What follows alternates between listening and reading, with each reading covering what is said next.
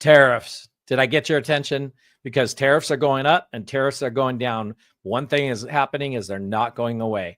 My next guest is going to help you protect your profits from those tariffs. Welcome to Ecommerce Revamped, where we break down the hottest trends, insider tips, and strategies shaping the future of e-commerce. Powered by Miva, the engine behind seamless online stores. Now here's your host, Rob Stanley. Hey everyone, welcome to another episode of Ecommerce Revamped. I'm Rob Stanley, and I've got a great guest on. So tariffs, big topic right now. Everything's going nuts with tariffs going up and down all over the place. And I'm going to bring in Lyden Smithers. He's going to come into the studio. Lyden, come on in. How you doing? Good to see you. Good to see you, Rob. How you doing, man? Doing great, doing great. So today's topic is how to protect profits from tariffs the smart way. We're obviously talking about e-commerce. And Lyden, I want to jump right into this because we got a lot to cover. There's a lot going on regarding tariffs, and I want to give you plenty of time. I'm going to hit you with just one right off the get-go. Are lower tariffs, which just happened, kind of a false sense of security? So I think when I was actually on my way to Sydney to do a presentation around tariffs at the World First event last month, and that was when the crazy stuff started happening. Where it's like, it's 45, now it's 54, now it's 125, now it's 145, and the higher it got, the more comfort I got in that, knowing that this was a negotiation play and it's not going to stay that high. When it was around 50, I'm like, this could stay. But when it got that high, I was pretty sure that it was going to come back down. So whilst I've just been to China with China Magic for China Magic 11, and speaking to that also gave me a lot of comfort, because speaking to a lot of my friends over there, the suppliers, freight forwarders and stuff, no one over there is panicking. Everybody has been sort of told by the government. The government went and visited factories and spoke to them and said, look, we've got about 90 days until this thing settles down and the tariffs come back to normal. And they were sort of reassured in that way. A little bit different to the narrative over in the US and the rest of the world, but there wasn't the panic that we seem to experience. So we're now at 30%, as you know, as of the last couple of days. And we've got 90 days for that to run out before they revisit that and maybe lock in the longer term plan. But I can't see it being too different from the 30%. Whilst it's a little bit of a hit, there are ways, and we'll get into a little bit of different approaches to mitigate those tariffs and make sure we're profitable and our businesses are protected from that and can sustain them. So I don't feel like it's a false sense of security. Tariffs won't go away and they won't be zero. But it is what it is. We've faced tariffs before. We faced the COVID pandemic when shipping went from $4,000 to $25,000 for a container. So yeah, as long as we have proper businesses that are built with resilience against these things, I don't think there's an issue. So it's not a false sense of security. We never know in this world what they're going to be, but I can't see them going back to the crazy negotiation tactic levels we were looking at before.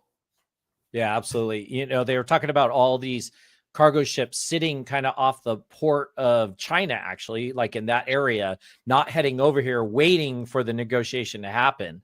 So it kind of was interesting. Like, I'm on a lot of different, groups and stuff like that, e-commerce groups, and several of them were like, we're ordering more, because by the time the factory ramps up and makes it, we're pretty sure that if it gets, and when it gets on a cargo ship, it's another 60 days out, right? 30 days to make it, 28 days or whatever, 28 to get to at least Long Beach on the west coast of the US, California, right? So what kind of mistakes are you seeing that some of the brands are making when it comes to this tariff news? Yeah, so it's interesting you say that, because whilst I was on the ground at Canton Fair, I was talking to a lot of suppliers, and then a couple of my friends sort of messaged me one day halfway through phase 3. I put a video on Instagram, actually, on the China Magic Instagram, but I was like, Costco and Walmart have just released their ships. So everybody was holding the ships and they just got released. Now, obviously, that was an indication that they were going to swallow the tariffs, or they're going to bonded warehouse or something. But the most likely was they'd got some sort of intel that the tariffs were being lifted. So that sort of gave me the confidence we were coming into this. And then a couple of weeks later, obviously, the announcement. So, they'd started moving again. What I would say to anybody that was holding is get the ships out quickly, because this pent-up demand, this pent-up demand is going to make the prices for shipping go up. So if anybody's holding anything, I'd get it out now before the prices start to go up. So we might have mitigated the tariff, but shipping prices are going to go up. So I know a lot of people have got stuff being held. I would get that out. And then back to your other question about sort of mistakes. There was a lot of panic, as we said, over in the US and the rest of the world. And people have started to do certain things like send shipments to Malaysia and then get repackaged and made in Malaysia put on them and then sent in. Now, from what I understand, normally at the customs in the US, about 3% of containers are checked and inspected. That went up to about 30%.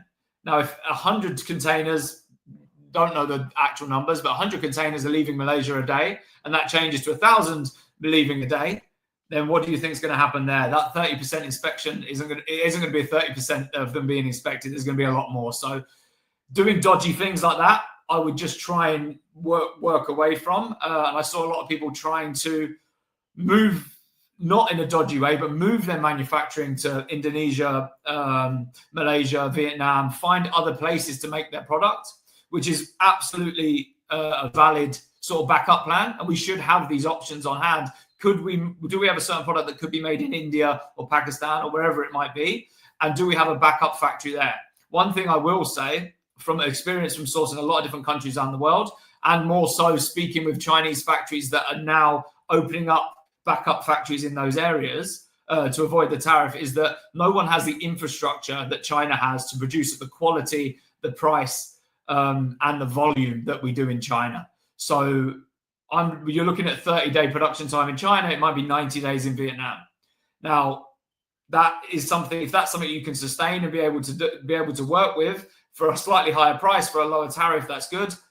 That's great. But again, we don't know what's happening with these tariffs. Yes, all of the other countries around the world have a lower tariff than China right now. But what if Vietnam comes up higher? So we just need to be very careful, have our options, but don't panic and start moving your entire supply chain somewhere else, because it's very hard to match the manufacturing power that China has.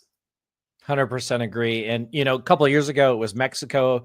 A lot of people were trying to move their manufacturing to Mexico because you could bring it up by truck, get it up here quickly into the US, into the Amazon facilities and everything. And same problem, just they don't have the infrastructure. Now, could it get there? Absolutely. Any one of those countries you just named could absolutely get there at some point. It's going to take some time. So I think we covered tariffs a lot. I want to get in a little more, and I know this is still tariff related, but what's the first kind of tip you could give to help protect some of their profits or even offset some of the tariffs?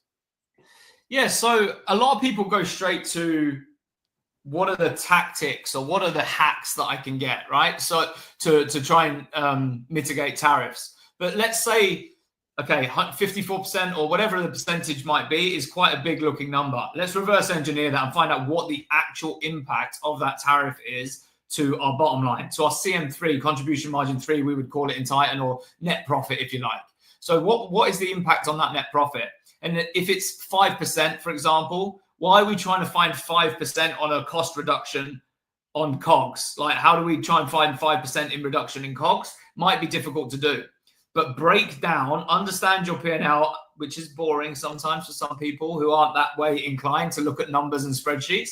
But if you can break down your P&L and see where you can save a few cents on packaging. Can we store in China rather than store in the US and save the 3PL fees? Can we store at our factory's warehouse? Can we get 3 quotes on every shipment for our freight to be able to save a little bit there? Can we save a bit on our PPC and be more efficient there? Can we push our price up slightly? Can we reduce a little bit? Can we change the way that our product is made so that we can reduce the price? Can we go to Canton Fair, find different suppliers, use that as leverage to bring down the cost of our product?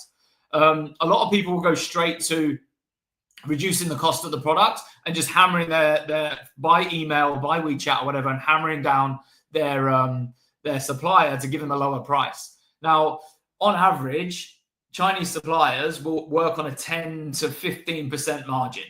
Right? If you have a standard factory, that's what they work on. So if you're asking them to reduce by 10%, 15, 20%, what do you think is going to happen? They're going to lower the quality. So it's very important for you to understand how the product's made, what changes can we make that don't change the end result in terms of quality for the end consumer to be able to bring that down? So again, another mistake people make is just hammering down the price. They're going to lose quality. So, and I think the only way to really understand that production line, see how things are made, is to go to China, visit your factory. I know you visited a lot, Rob, as well, and going through and understanding your production line and your product and how it's made. For example, if we've got like a silicone product that's every time a mold is pressed down, it creates 4 units. Can we spend a couple of grand on a new mold that creates 16 units every time that we press? Meaning that we reduce the amount of man hours and time to be able to produce, and we can produce a lot quicker, bringing down the cost.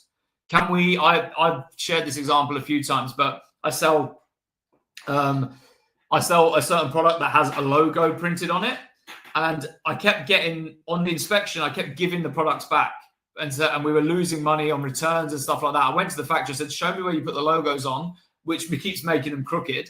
And I went and showed me, and it was some rickety old shitty machine made out of wood. I'm like, "Is that how you do the logos?" I'm like, "You're losing money every month when I'm returning them. How much is a new machine? It's $2,000. Do you want to go halves on it, 1,000 each?" "Yeah, absolutely." And now my logos are perfect, and we got no returns as a result of it. So Chinese suppliers aren't necessarily forthcoming. They're just trying to do what they can, what they've been asked to do. Unless you get into that factory, understand the production line, and work with them as a product developer and figure out the best ways to be more efficient in the supply chain, you'll be very surprised at how much money you can save by really understanding the product and production line properly. I love that example. That's such a great example. And then, the information you gave, just work with your supplier, that they're a partner of yours, just like anything else. Lyden, we're going to take a quick commercial break. When we come back, though, I want to talk to you some more about factories, about different negotiations that you can do with the factories to try to get a little bit of money back. We're going to do that right after this commercial break. Need an e-commerce platform that's as ambitious as you are? Miva empowers your business with seamless design, top-tier features, and the flexibility to scale. For serious growth and a better online experience, it's got to be Miva. Visit miva.com/podcast and start building success today. Yeah, so be sure to head on over to miva.com/podcast. Got lots of free downloadables and cool little tips and ebooks and things like that. Listen, I'm on with Lyden Smithers. We're talking about how to protect your profits from tariffs, basically. And you brought a good example up, with working with the factories. The way that they kind of protect their margin and still give you a discount is they need that more volume, right? The more they're buying, let's say, of the raw goods to make your product, they're able to get that at a discount also, which they can pass that along. So, you going in there and just hammering them on, hey, I want a lower price without really kind of being a partner, that's not a good way to do it. And I think you brought up a couple of good examples. It's funny. I was just talking to a seller just a couple of days ago, and I was looking at their product, and I'm like, your box is too big. Have you looked at the dimensions to see if you can get it under the next dimension, which will bring down the price on your storage, bring down the price on the shipping? You got to look at more than just the price you're getting from your manufacturer.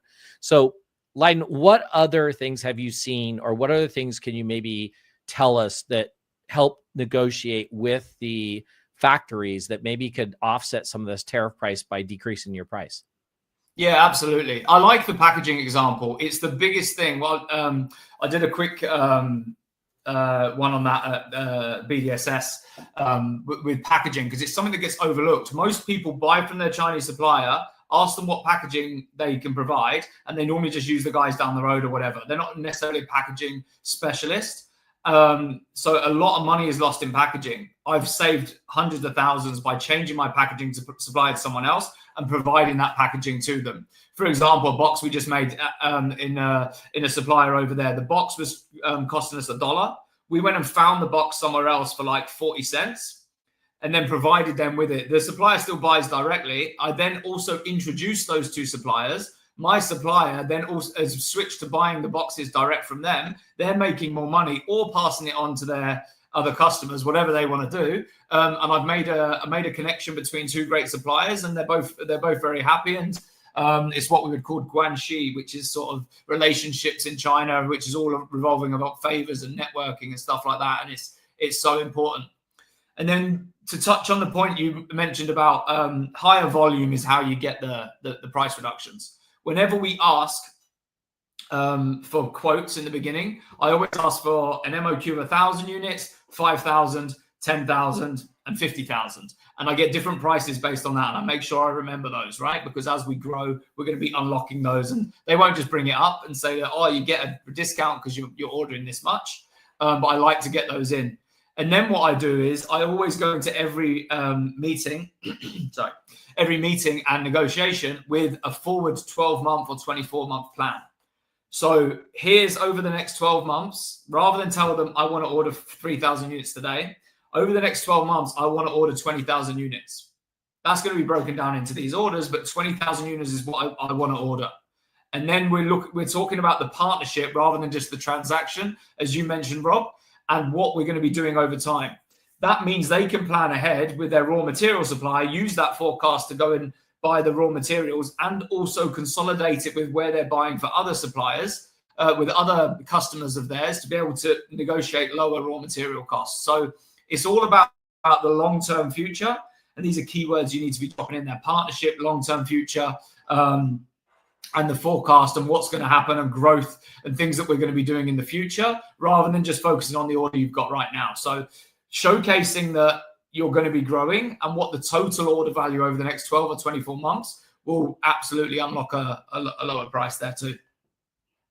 So I got a question to ask you regarding that, because I had something similar we used to do where we would ask for the different ranges for the different quantities, when we were first getting started with a factory. So let's take that example of, let's say you're going to do 20,000 units over, 6 months or something like that.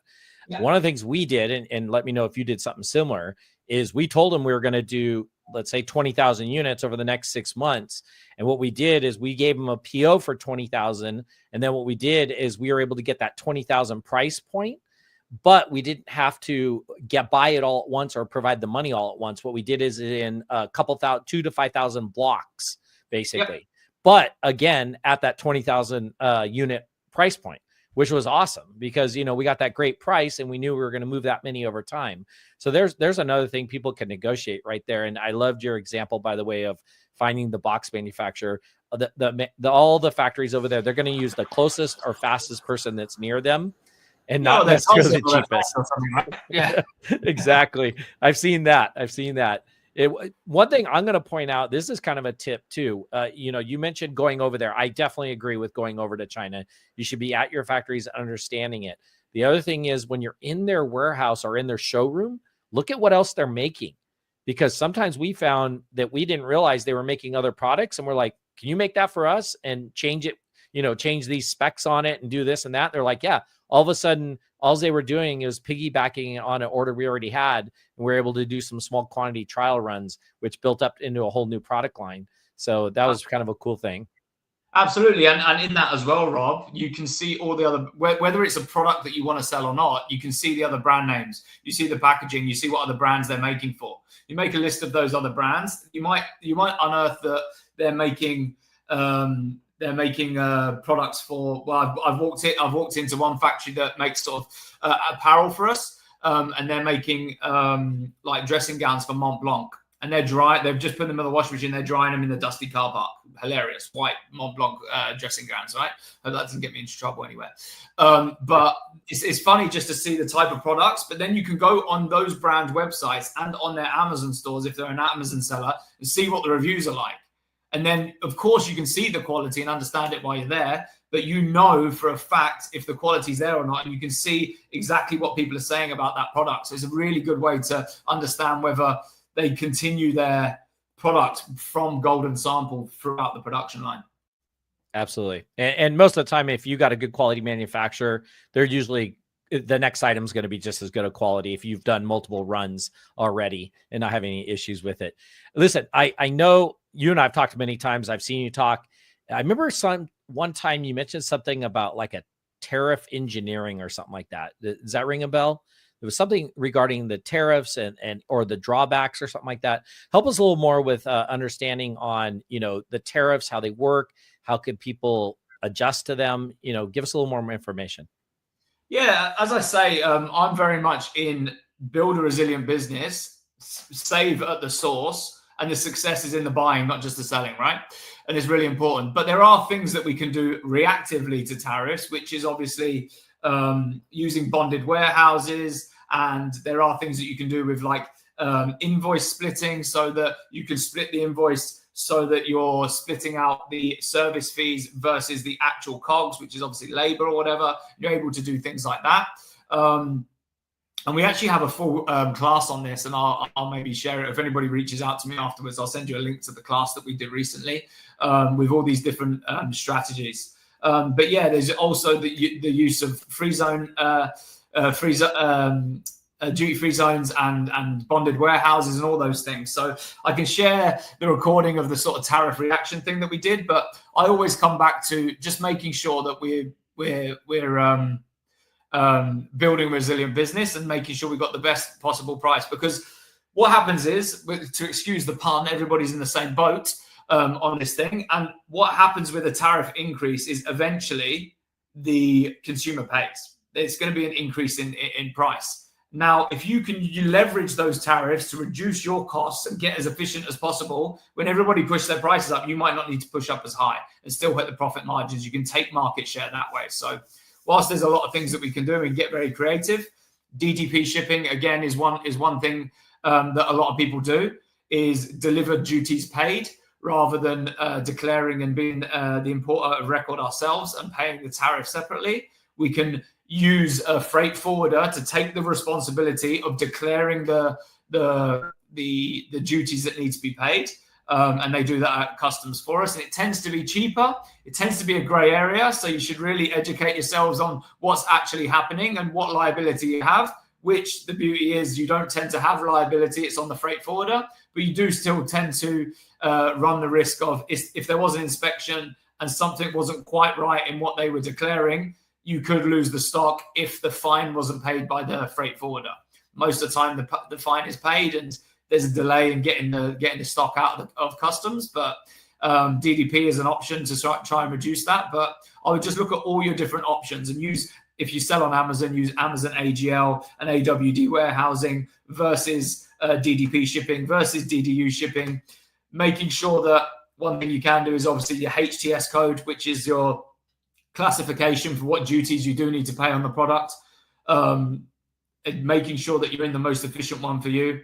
As an example, my wife Georgie used to sell yoga mats, and the yoga mat was something like, or an acupressure mat, one of the products was at 40%. She changed it to gym mat rather than yoga mat, and it reduced to like 7%.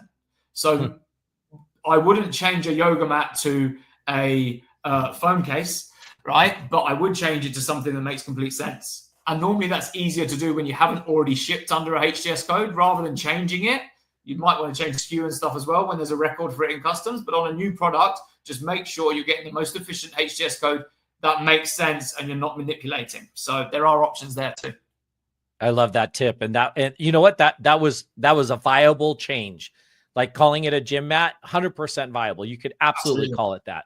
Yeah. Whether you sell it under that, that's a whole different thing. Lyden, I want to know, backing up slightly, but I've heard a lot of sellers, they're sticking with China right now, but they're starting to look for other factories to kind of ramp up a secondary backup factory. Sure. I've heard Vietnam, I've heard India. What have you seen when it comes to a backup factory other than China? Where have you seen people kind of turning to first? Yeah, and it's interesting because some of the guys I know over there have opened up their own factories or started to look into it. Open up. It's normally Southeast Asia, Malaysia, Indonesia, Vietnam, Thailand. You've got India and Pakistan that already do a lot of manufacturing. Just need to make sure that your product can be made in that country. As I said earlier, it's very hard to find the infrastructure in other countries to produce the quality, volume, and price that you do in China, but it is worth having a backup. And speaking to some of the suppliers over there, I sort of asked in one of the booths that I went into, so what if I want to make this backpack we were talking about? What if I can make this backpack in your factory in Vietnam rather than in China? They're like, that's okay, but the MOQ is 20,000 units. We have to buy the material, then we have to send it from China to Vietnam, and the production time's 90 days. Now, I've normally got a 5,000 MOQ and a and 30-day production time. So you have to just take those things into account. But as long as your supply chain is planned out ahead and you're able to do that, it's possible. So the only other thing I would say is that I'm very big, and if people have heard me speak before, I focus on sort of cash flow and payment terms. And some of the payment terms I have with my suppliers, like 10% deposit and 90% 180 days later. I mean, I can sell the product 3 times before I have to pay for it, right? So to be able to get those payment terms, it's very hard to get them in the US, UK. It's very hard to get them in India or Pakistan. I've tried, believe me. Mexico, I've sourced from as well. It's very hard to get those types of payment plans. Now, it depends on whether you've got a load of cash sat in the bank, but borrowing money is expensive, right? Particularly in this economic world that we're currently in, or climate we're in, it's very expensive to borrow cash. So I leverage payment terms with my supplier and the trust that I have through visiting China 2, 3, 4, 5 times a year, visiting my factories and extending these payment terms so that I haven't got to pay for the cash and hurt my margins, which again comes back to the tariff thing. If you've got payment terms instead of borrowing cash, that margin is alleviated slightly as well, because you're not paying for expensive cash for growth, and your supplier is essentially your partner, as we've already mentioned and keep repeating. They're your partner in your growth, and they're helping you grow exponentially through good payment terms and launch faster and get to where you want to be quicker.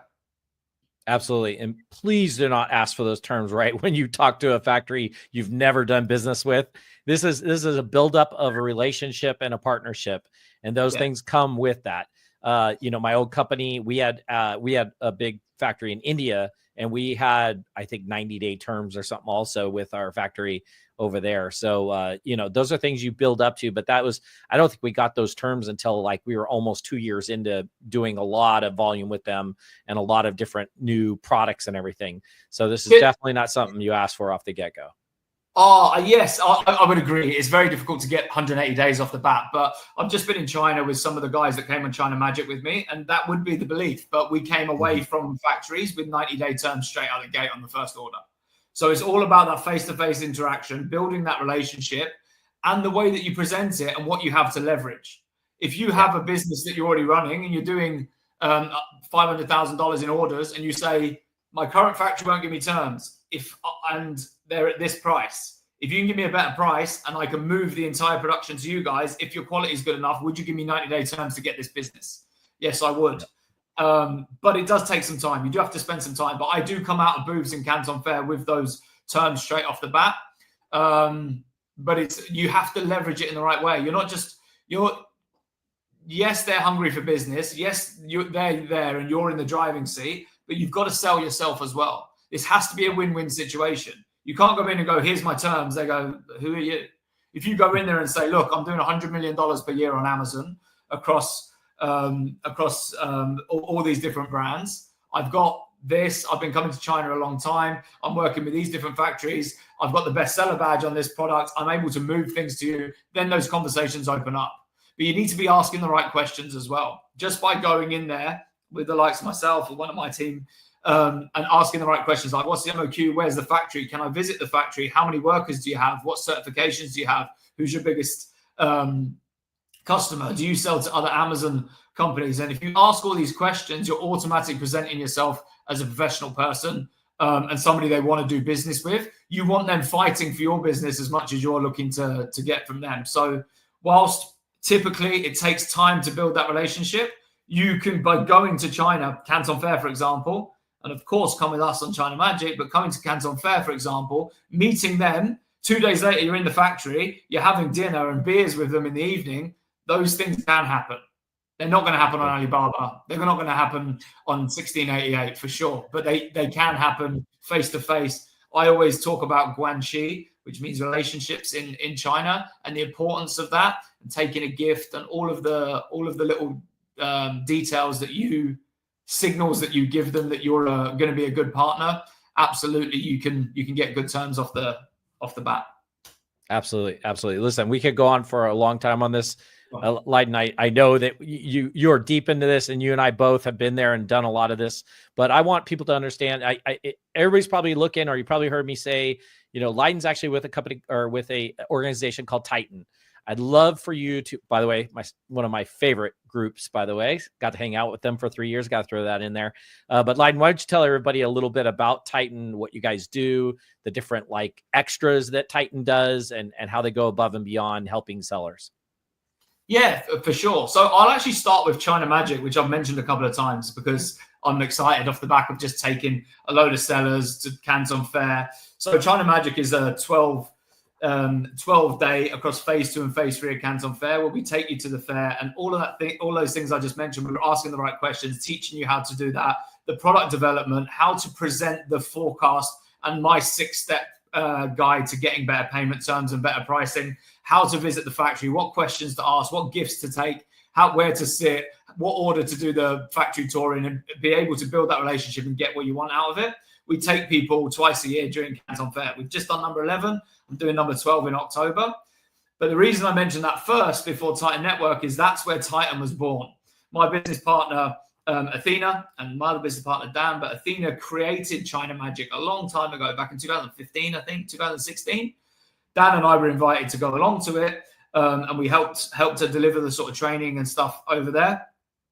And then what we realized is that after 12 days of intense mentoring, hand-holding, community, working together, and all this beauty and magic that came out of that trip on China, everybody goes back to their spare room and their office like this, and they're on their own at home, right? And it became a lonely place.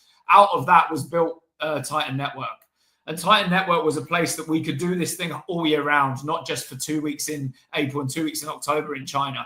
And within Titan Network, we have strategy, and not just from me or Dan or Athena, but from 30 or 40 leaders and mentors, all inputting through different experiences in different categories, in different countries and different marketplaces, and TikTok and Shopify, and not just Amazon, all feeding in to create cutting edge strategy and frameworks that allow you to build a resilient foundation of business from the ground up. And then we have the community there where you're able to help each other. We have live events, which Rob, you've been to a lot of our events and had a lot of fun at. And then obviously the tech. So our strategies, we've built a tool set underneath that to help you deliver efficiently the frameworks. And they have weekly huddles depending on your group. It's not just one size fits all and you all go into one pot and you've got people just starting out with $100 million sellers. You go into a group where you're best suited around those types of people. And our job is to expedite your growth through your e-commerce journey. And we have weekly huddles based on where you're at in your group. And then work parties where we talk about sourcing and all the stuff we're talking about today. We talk about Shopify and TikTok and marketing and exit and all these things. So there's a lot of calls every week where you can get access to very smart people and just interact with everybody. So that's what Titan Network is. And it was born from initially China Magic. Yeah. The funny thing is I probably walked by you guys at some point in Guangzhou at Canton Fair, because I went there almost every year, I think from probably about 2009 on until 2018. But so it's probably funny we were there probably at the same time. This is what I always like to tell people. If you're not selling on Amazon and you don't even know where to start, I get a hold of Titan. They have a program for that. If you're currently selling on Amazon and maybe you're struggling either with your product or how to come up with a second product, I would get a hold of Titan. They can handle both of those type of situations. Definitely a great support group. You're going to be held accountable, which you should be. But not just held accountable, but you're going to have mentors that are going to answer those questions, just like Lyden is right now. You know, you can obviously tell he knows what he's talking about when it comes to tariffs. Lyden, if people want to reach out to you, how do they get a hold of you? Go ahead and let everybody know who are listening, and I'll flash up on the screen the information. Yeah, of course. So I think the best thing, depending on what you want to do, is just email me directly. So if you go to email hello@lydensmithers.com. Just email me. And if it's something that you're interested in, maybe China Magic, or you want to know a bit more about Titan Network, you can do that. If you go to titannetwork.com, you can find out a bit more. There's a video on there. You can find out a bit more about the Titan Network.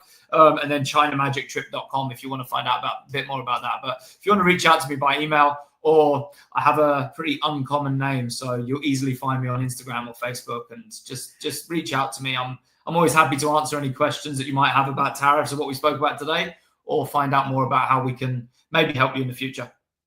Yeah, absolutely. So it's hello, HELO at Lyden, LYDEN, Smithers, SMITHERS.com. And of course, if you want to reach out to Titan Network, it's TITANNETWORK.com.